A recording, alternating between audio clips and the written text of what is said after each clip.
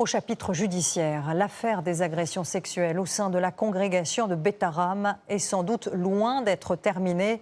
Après la médiatisation des premiers témoignages, d'autres victimes se sont manifestées.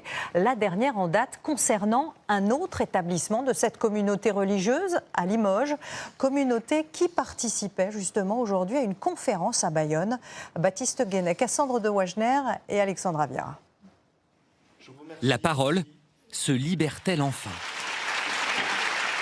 Cet après-midi, d'anciens élèves de Notre-Dame de Betaram ont livré leur histoire devant des dizaines de personnes. Il y a un an, lorsque nous avions rencontré Olivier et Jean-Rémy, tous deux souhaitaient rester anonymes.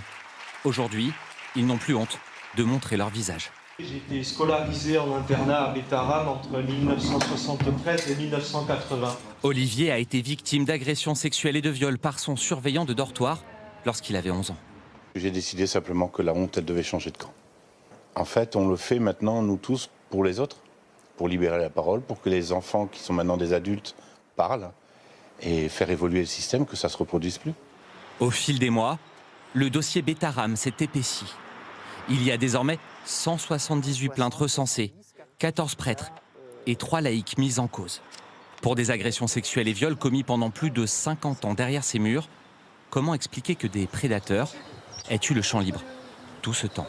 Tu arrives dans un milieu qui est complètement clos, dans un endroit isolé géographiquement, avec des enfants consignés sur place, qui se taisent 22 heures sur 24. C'est open bar, il n'y a pas d'autre mot, c'est open bar.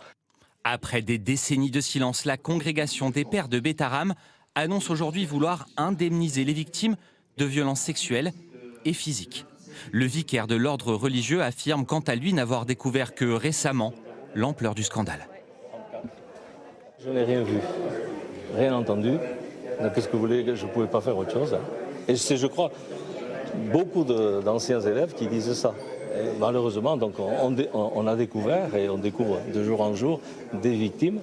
Y a-t-il eu un système Betaram? La congrégation est implantée dans le monde entier, dans 15 pays différents. En France, elle est présente dans le sud-ouest et dans le Limousin. Plusieurs prêtres accusés aujourd'hui d'agressions sexuelles et de viols à l'Estelle Betaram sont également passés par l'école Ozanam à Limoges. Je suis présent ici à l'avant-dernier rang à l'extrême gauche. Bertrand a été scolarisé dans cette école entre 1967 et 1975.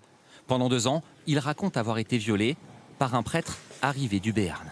Les prêtres, donc, sur des critères que je ne connais pas, étaient mutés d'un établissement à un autre, considérant qu'ils avaient aussi d'autres postes, ce que j'ai découvert à l'étranger, et peut-être d'autres postes en métropole. Son agresseur est aujourd'hui décédé, mais suite à sa plainte en février dernier, le parquet de Limoges a ouvert une enquête pour tenter d'identifier d'autres victimes ou d'autres auteurs de violences.